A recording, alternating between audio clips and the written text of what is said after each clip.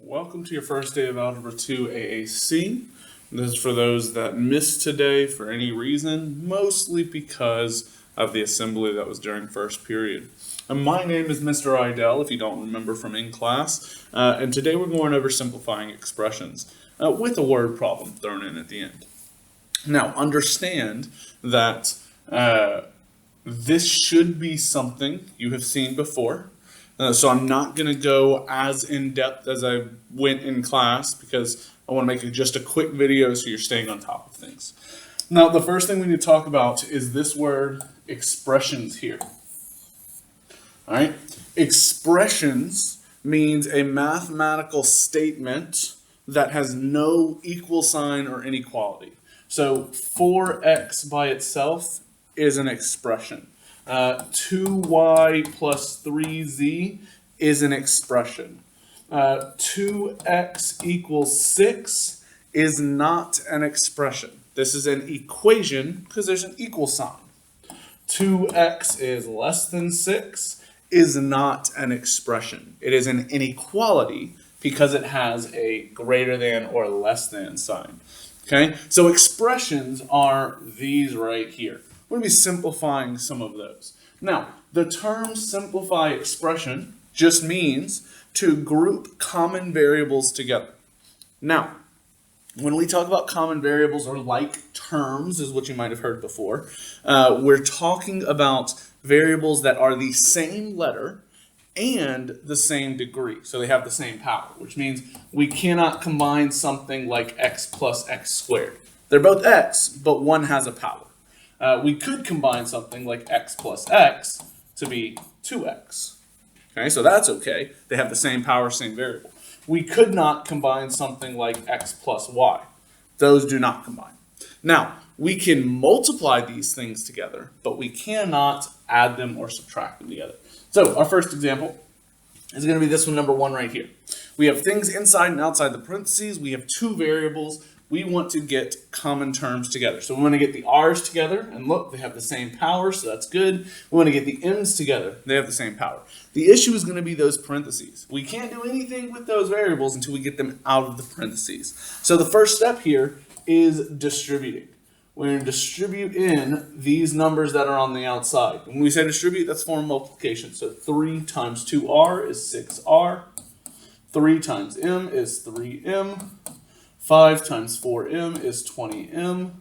5 times negative 7r is negative 35r. Okay? And now we can combine our like terms. We have r's here we can combine, and we have m's here we can combine. So I'll do the m's first. 3m plus 20m is 23m. And then I'll do the r's. So we have 6r minus 35r is negative 29r, if my quick head math is correct. So we have 23m minus 29r. Now, there is no right or wrong way to write the order of this. You could have written negative 29r plus 23m. Now, as long as you keep the signs correctly in front. A lot of times you'll see mathematicians do two things. They'll write it in order of degree, so biggest power will go first, and then next lowest, and next lowest, and next lowest. Or they'll write it in alphabetical order. So m, then r here is how I wrote it that time. All right, looking at number 2. Number 2 is a lot of the same. But instead of having two different variables, we have one variable and one constant. One variable, one constant. All right, those are not going to be considered like terms because they're not the same variable. Even though they might be the same degree, they're not the same variable. So we're going to start with our distribution. We're going to distribute 4. We're going to distribute the 2. Let's start with 4. 4x minus 12. Now, distributing the 2 is where things get different. There's a minus in front of that 2. That means we need to distribute that minus as well. So it's going to be negative 2 times 3, which is going to be negative 6x. Negative 2 times negative 1 gives us plus 2. And now, just like the last time, we can combine our like terms. We have some x's. 4x minus 6x is negative 2x. Negative 12 plus 2 is going to be negative 10. Okay? So Most of your homework is going to be these types of problems, simplifying some expressions. There's one other type we're going to look at, and that's a word problem. All right, so this last problem is going to be a word problem. It's going to be slightly different than the ones we worked, but if we're thinking critically, it shouldn't be too crazy. So Melba's mowing lawns for $22 each to earn money for a video game console that costs $550. We're going to write and solve an inequality. So remember, we talked about this at the beginning of the video. Inequality is something with a greater than, less than, greater than equal to, less than or equal to. So it has to have that. That represents the number of lawns Melba must mow to buy her video game console. So if we want her to buy the video game console, that means we want her to reach 550. So we want her to be greater than or equal to 550. And the number of lawns, or how much she makes per lawn, is going to be 22 times the number of lawns mowed.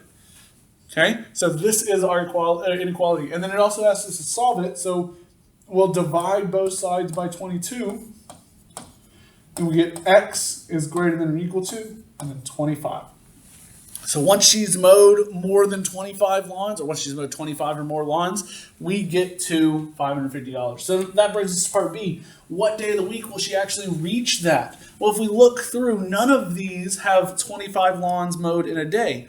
But that's not exactly what we're looking for. We're looking for when the sum of these lawns reaches 25. So we have 2 plus 4, that gives us 6. Plus 3 gives us 9, plus 1 gives us 10, plus 5 gives us 15, plus 6 gives us 21. We're not there yet. Plus 7 gives us 28. So that means on Sunday, she will pass 25 lawns mowed and will end up with $550 or more than $550. Okay?